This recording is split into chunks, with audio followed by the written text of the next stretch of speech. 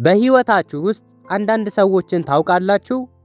ምንም አይነት ማዕበልና ችግር ቢመጣ ልክ እንደ ቋጥኝ ንቅንቅ የማይሉ በአቋማቸውና በቃላቸው የሚጸኑ ግን ደግሞ በሌላ በኩል በጣም ተረጋግተው ህይወትን ማጣጣም የሚወዱ። አዎ፣ ዛሬ የምናወራው ስለ ታውረስ ወይም ስለ በሬ ኮከብ ምልክቶች ነው።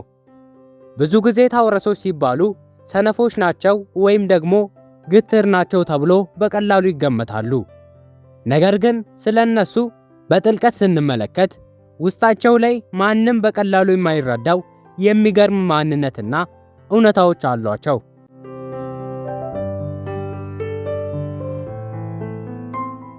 ታውረሶች መጀመሪያ ስታገኟቸው ምናልባት በጣም ዝምተኞችና ራሳቸውን ያገለሉ ሊመስሏችሁ ይችላሉ። ከማያውቁት ሰው ጋር ቶሎ የመቀላቀል ባህሪ የላቸውም። ነገር ግን ይሄ ዝምታቸው ሰውን ከመጥላት ሳይሆን አካባቢያቸውንና ሰዎችን በጥንቃቄ ከመታዘብ የመጣ ነው።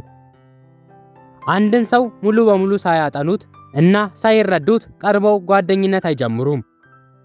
እውነቱን ለመናገር ታውረሶች በሕይወታቸው ውስጥ ስለሚያስገቧቸው ጥቂት ሰዎች ያላቸው ታማኝነት ፍጹም ወደር የለውም። ዛሬ አብሯችሁ ስቆ ነገ ጥቅሙ ሲያልቅ ጀርባውን የሚሰጣችሁ ሰው በበዛበት በዚህ ዘመን ታውረስ ግን መጥፎ ቀን ሲገጥማችሁ ሁሉም ሰው ፊቱን አዙሮ ሲሸሽ እኔ ያለሁላችሁ ብሎ ካጠገባችሁ የሚቆም ብቸኛ ሰው ነው። ቃላቸውን በፍጹም አይበሉም። አንድ ጊዜ ጓደኛዬ ነህ ወይም እወድሻለሁ ካሉ መላው ዓለም በአናታችሁ ላይ ቢነሳ እንኳን እነሱ እናንተን ጥለው አይሄዱም። ይህ ታማኝነታቸውንና ጥንካሬያቸውን ይዘው ሳለ ግን ሰዎች ብዙ ጊዜ በጣም ግትር ናቸው ብለው ያሟቸዋል። እውነታው ግን ታውረሶች ግትር የሚሆኑት ያመኑበትን ነገርና የራሳቸውን መርህ አሳልፈው መስጠት ስላልፈለጉ ብቻ ነው። አንድ ነገር ትክክል ነው ብለው ካመኑ ያንን ሐሳባቸውን ለመለወጥ መላው ዓለም ቢመጣ እንኳን አይሰሙም። ይህ ባህሪያቸው በሥራ ቦታም ሆነ በትምህርት የጀመሩትን ነገር እስከ መጨረሻው ተጋፍጠው እንዲጨርሱ ትልቅ ጉልበት ይሆንላቸዋል። ውድቀት ቢገጥማቸው እንኳን ተስፋ ቆርጠው እጃቸውን አይሰጡም። ልክ እንደ በሬው መሬቱን እየጫሩ ጥርሳቸውን ነክሰው እንደገና ይነሳሉ።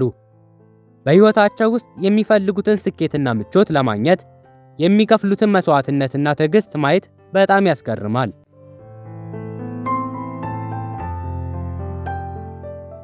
የሚገርመው ግን ይሄ ሁሉ ከባድ ጥንካሬ በውስጣቸው ይዘው በሌላ በኩል ደግሞ በጣም ሰላማዊና የተረጋጋ ሕይወትን ይወዳሉ። ጫጫታ፣ አላስፈላጊ ክርክርና የሰዎች መበጣበጥ ጭንቅላታቸውን ያሳመዋል።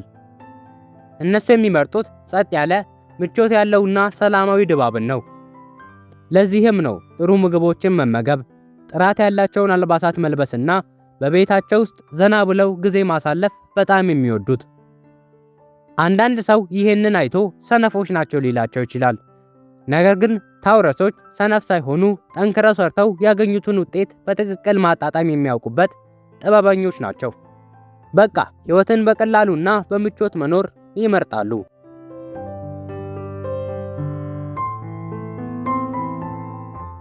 ከዚህ በተጨማሪ ታውረሶች ከገንዘብና ከንብረት ጋር ያላቸው ግንኙነት በጣም የሚገርም ነው። አንዳንዴ ስስታም ይመስላሉ፣ ግን ስስታም አይደሉም። እነሱ የሚፈልጉት የነገ ሕይወታቸው ዋስትና እንዲኖረው ነው። ሳያስቡበት ዝም ብለው ገንዘብ ማባከን አይሆንላቸውም። ለአንድ ነገር ወጪ የሚያወጡት በትክክል አስፈላጊ መሆኑን አስልተውና አረጋግጠው ብቻ ነው። ለወደፊት ሕይወታቸው ለቤተሰባቸውና ለሚወዷቸው ሰዎች የሚሆን አስተማማኝ ነገር መገንባት ዋናው ዓላማቸው ነው።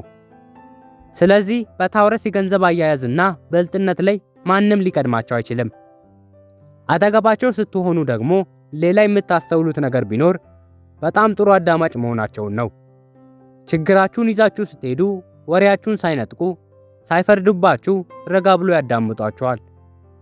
ከሰሙ በኋላ ደግሞ ዝም ብሎ በስሜት መነዳት ሳይሆን ፍጹም መሬት ላይ የወረደና እውነተኛ መፍትሄ የሚሆን ምክር ነው የሚሰጧችሁ። የእነሱ መኖር በሕይወታችሁ ውስጥ በትልቅ ማዕበል ውስጥ እንዳለ መጠለያ ጀልባ ነው።